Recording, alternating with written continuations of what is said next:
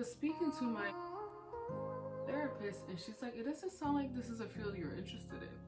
It just sounds like you were always the caretaker, and this just felt comfortable for you to be in. When I tell you that completely changed my perspective of my job, I was like, yeah, I was contemplating quitting, but now I am. I'm into use roses red, violets of blue. Hi guys, I wanted to speak to you guys about my experience with discovering myself as an adult.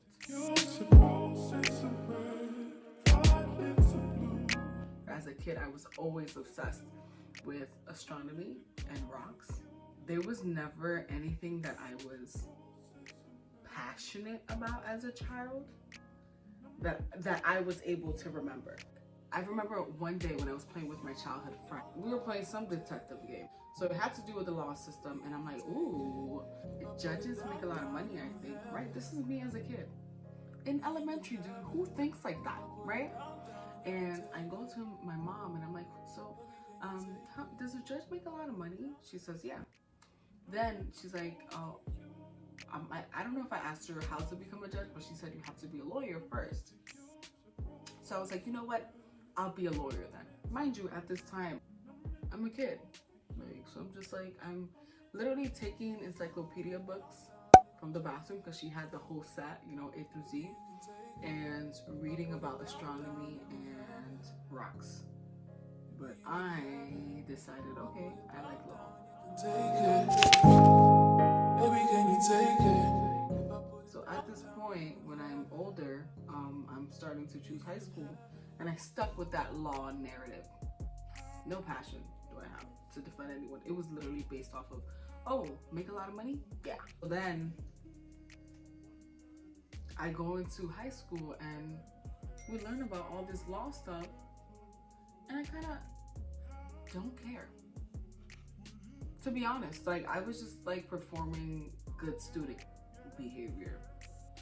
I was good in global history and I was passionate, and we even had like moot court and stuff, and I did well in that, I remember, because I misheard the assignment, so I did a lot more than what I should have, but let's not talk about that. I am over here learning about the law and stuff. I'm not passionate about this at all. It doesn't make me have a pep in my step to go, yeah, let's talk about it. I think believe junior year or senior year when we were selecting schools, I don't even know what I'm gonna do. And I was like, okay, I'm interested in doing astronomy. So I applied to one of the schools that had an astronomy program. Denied! And I was like bawling. Mind you, I wasn't really excited about the college experience. Like at that time, too much was going on and my head wasn't focused. When your parents didn't go to college, it's like a difficult process. A little bit more difficult because they kind of don't know what to do and they expect you to figure it out, especially if they're immigrants. At least that was my experience. I don't know how your experiences were.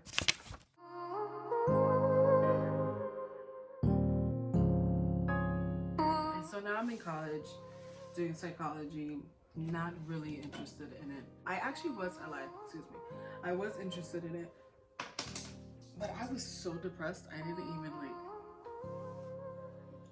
didn't even sit there and actually say, hey, is this something that I wanted to do? I was so depressed in college, it was more like, I'm just here to finish this. Whatever this degree takes me, I'm out of here.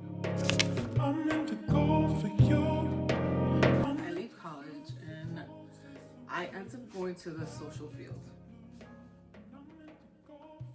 When I end up being in like the social field. And I enjoyed it so much because I love my families.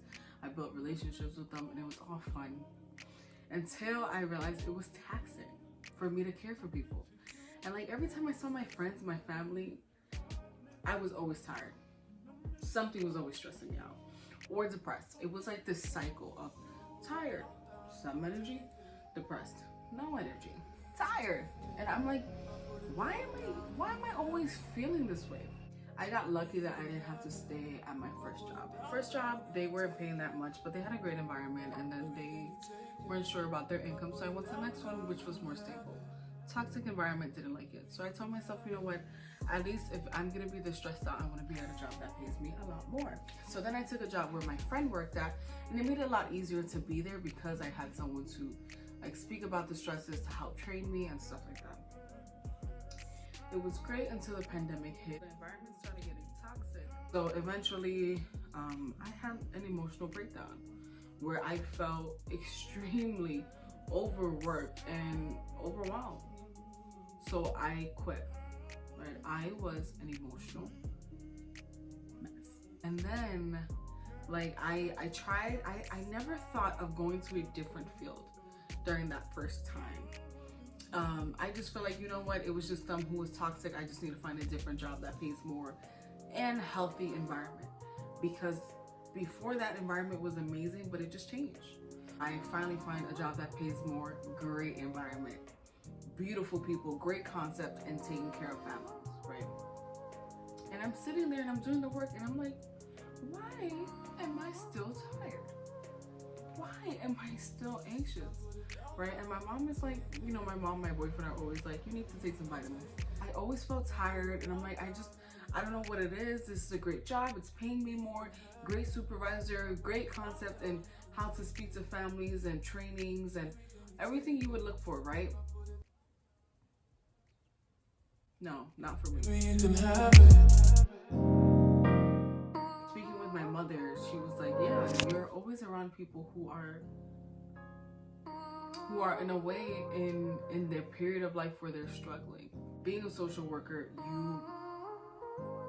I commend social workers, because you really see the toughest parts of people's lives. And imagine always being there when that happens. And then when the person's life is starting to get better, you know, you stay with them a little bit, and it's great. It's fulfilling to see that happen. But sometimes when you have numerous cases and a lot of demands, vicarious trauma is real. Like seeing people who have gone through similar things as me, or seeing them go through crazy things is difficult. So I felt emotionally drained, and I started to realize, hey, this may not be for me, right? So I was speaking to my therapist, and she's like, it doesn't sound like this is a field you're interested in. It just sounds like you were always the caretaker, and this just felt comfortable for you to be in. When I tell you that completely changed my perspective of my job, I was like, yeah, I was contemplating quitting, but now I am, because I was like, that's all I needed to hear. So I actually have been trying to get in tune with my interests, and I really sat there and I thought about, I've always been into science. I've always been into like conspiracy theories in a way, right? Creating theories. And I just never took that route because being a psychologist felt comfortable for me. So what I'm saying is, if you're feeling a little bit lost, it might be for a reason. If you're feeling very anxious at work, of course, I'm not saying quit your job, right? Because everyone has a different life, different bills. Not everyone can do that, right? But actually, like, think, how did you end up in that field? And it is okay to change your field. Like, you're not bound to one place only because you studied it. I know before it was idolized to have the same job for like fucking 50 years. Excuse my language. For like 50 years. And then, yeah, whatever you get, you retire. But if maybe that field isn't for you, right? I'm not gonna sit here and promote, oh yeah, be an entrepreneur, go do that. No, because that isn't for everyone. Not everyone has the same goals.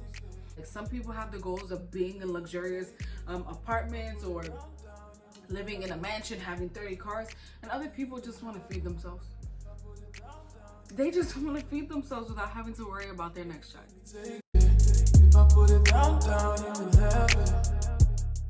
I think just sitting there and asking yourself, am I satisfied? Or trying a new hobby, or doing something after work, taking some classes, just stepping out of your field, or trying different branches of the field that you may be in, because I think that would help you solidify your interest. And I also feel like once we get older, or once our life begins to shift, our interests do too. They shift with us. So it's either you might want to expand on something you've already worked on, or you may realize, hey, maybe that's not for me right now. You know, I realized that social work wasn't for me. I loved certain aspects of it, which was caring for people, supporting them and being there for them, but it came to a point where I wasn't there for myself. Like, caring for other people was an excuse, an avoidance tactic. I feel like I was surrounding myself with people who were always struggling. Everyone's going to struggle at some point in life. My job was to step in at one of the lowest points, you know, or it's like that doesn't make anyone feel good. Of course, I want to help people work through those darkest moments, but it doesn't make me feel good to see that sometimes things don't change immediately. I even sat with my supervisor and we spoke, and I was like, you guys are amazing. I love this concept, but this field really isn't for me. Like, I was experiencing anxiety all the time for no reason. Like, when I think about the work that was required, it wasn't really that much. It was just, I was always in my head and not really interested in being there anymore.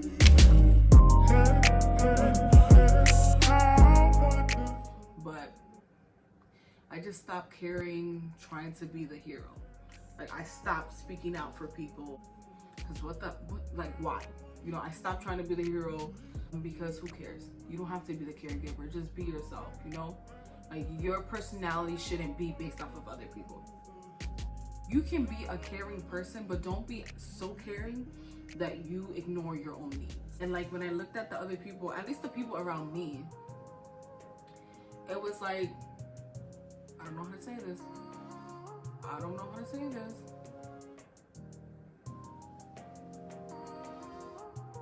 Like, when I met with other agencies, they looked stressed. It didn't matter which job I was at. It did not matter. You had very caring people with charismatic personalities, sweet and drained. Every time. It didn't matter which job I was with. When I worked with another agency that was taking care of families as well, their worker exhausted, burnt out. It shouldn't be that I'm seeing a trend where people are not taking care of themselves. Like, you shouldn't look like you're stressed every time I see different workers. So what I'm saying to you is, if you feel that this may not be the job for you, I know that not everyone has that opportunity to see. Excuse me, why the fuck is my fridge in the frame? Hold up. What the hell? Anyhow, I know that not everyone has the ability to see a therapist or have people they can speak to, right? But I think just reflecting and creating a plan, and like trying to make decisions when you're desperate is the worst thing you can do. My experience has been that when I've tried to make decisions when I am desperate, anxious, my mindset is not there, I've made crazy decisions. What I'm saying is, make sure the environment that you decide to work in, live in, is suitable for you. If you're not interested in the field that you're working in, it's okay. Like, we're all trying to figure ourselves out. Just take a moment and reflect whether or not this is from childhood trauma, or is there something else that's triggering you at work? It can be the way your boss is speaking to you, the demands of the job.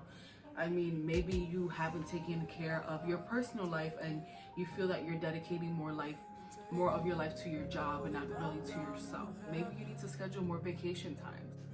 Some people strive off of stress and adrenaline and all that crap, and some of us, like me, that makes you feel overwhelmed. So learning to organize yourself, just sit there, find some peace, and make that decision with a calm mind, and just work on a plan for your exit, right? If you're feeling overwhelmed, I'm here to tell you it is okay.